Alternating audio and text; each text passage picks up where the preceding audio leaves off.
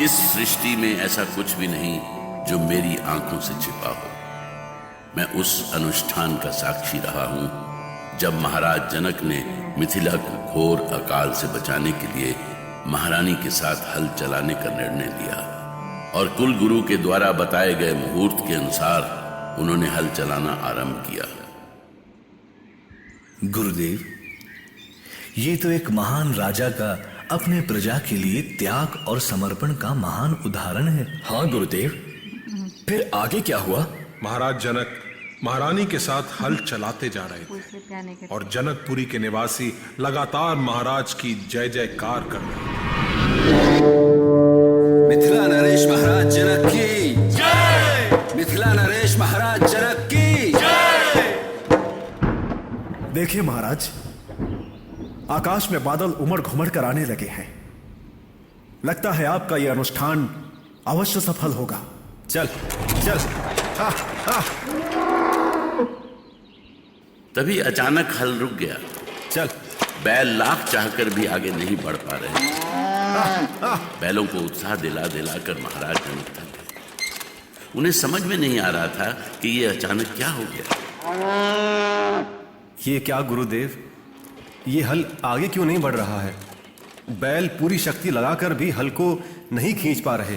महाराज, लगता है हल का फाल भूमि में गड़े किसी बर्तन से टकरा रहा है। पहले हमें उस बर्तन को निकालना होगा। ठीक है गुरुदेव।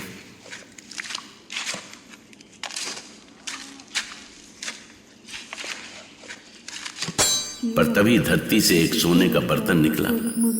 उसे देखकर महाराज चौंक गए।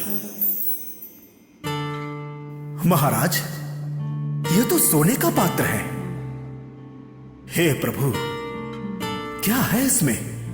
महारानी, इस पात्र के ढक्कन को आप अपने हाथों से खोलिए। और उस बर्तन में एक कन्या थी। ऐसी सुंदर कन्या कि महाराज देखते ही रह गए। ये ईश्वर का कैसा चमत्कार है। पात्र में कन्या कितनी सुंदर, जैसे स्वर्ग से उतरी हो। महाराज, परमपिता परमेश्वर ने आज आपकी और महारानी की प्रार्थना सुन ली। आपको कन्या रत्न की प्राप्ति हुई है। ओह, कितनी सुंदर कन्या है, कितनी कोमल। हे ईश्वर, आज का दिन मेरे जीवन का सबसे भाग्यशाली दिन है। आपने मेरी प्रार्थना सुन ली। गुरुदेव, आज बहुत ही शुभ मुहूर्त है। इसी क्षण आप मेरी पुत्री का नामकरण भी कर दीजिए। महाराज, इस कन्या का जन्म हल के फाल के टकराने से हुआ है, इसलिए इसका नाम सीता होगा। ये सीता नाम से तीनों लोकों में विख्यात होगी। सीता, कैसा पवित्र नाम था। सुनते ही आत्मा निर्मल हो जाए। धरती की बेटी थी सीता। कैसी लीला है विधि की। स्वर्ग से उतरे श्री राम की जीवन साथी के लिए उसने धरती की कन्या भेजी थी, सीता। सीता, कैसा मधुर नाम है, जनक नंदिनी सीता। आज मैं बहुत प्रसन्न हूं गुरुदेव, बहुत प्रसन्न हूं। आज आपके साथ समस्त मिथिलावासी भी प्रसन्न होंगे महाराज, क्योंकि आपके हल चलाने का फल प्राप्त हो गया है। अब मिथिला का अकाल समाप्त हो जाएगा महाराज। देखिए, देखिए, आकाश में बादल उमड़ घुमड़ कर वर्षा के लिए तैयार हैं। लीजिए महाराज, वर्षा आरंभ हो गई। मिथिला नरेश महाराज जनक की जय!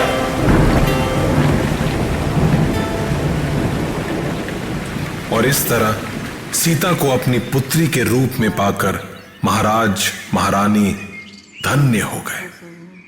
समय के साथ जनक नंदिनी सीता बड़ी होने लगी।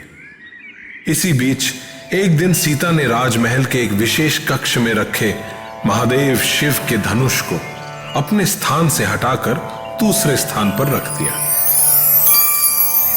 गुरुदेव, महादेव के उस धनुष में ऐसी क्या विशेषता है? राम, महादेव शिव का धनुष कोई साधारण धनुष नहीं है।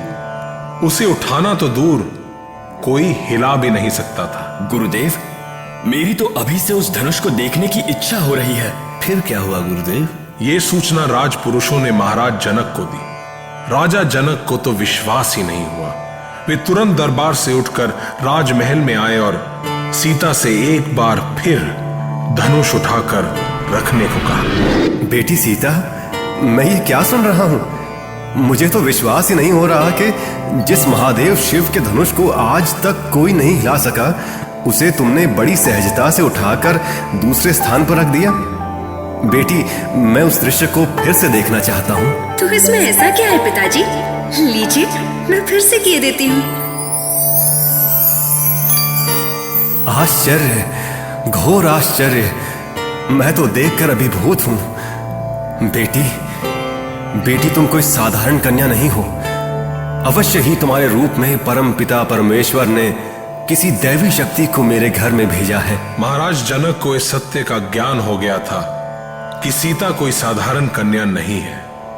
इसीलिए सीता के वैवाहिक जीवन को लेकर भी उन्होंने उसी समय ये निर्णय लिया।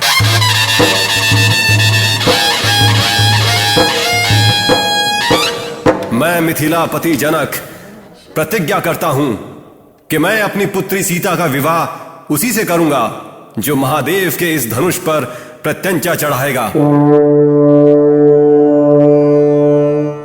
अनोखी प्रतिज्ञा थी महाराज जनक की। जिस शिव धनुष को सीता के अलावा आज तक कोई हिला नहीं सका था, भला उस पर प्रत्यंचा कौन चढ़ा सकता था?